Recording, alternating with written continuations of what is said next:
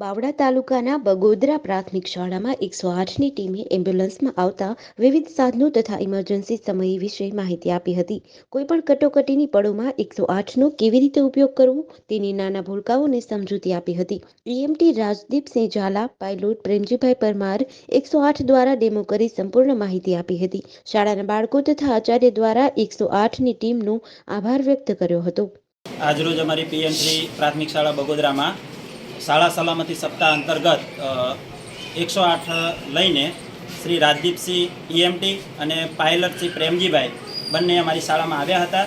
108ની શું કામગીરી છે અને એના દરેક સાધનોની શું કામગીરી છે એના અંતર્ગત અમારા બાળકોને સરસ મજાની માહિતી આપવામાં આવી. પ્રેક્ટિકલ સાથે સ્ટ્રેચરનો શું ઉપયોગ છે એની પણ માહિતી આપવામાં આવી.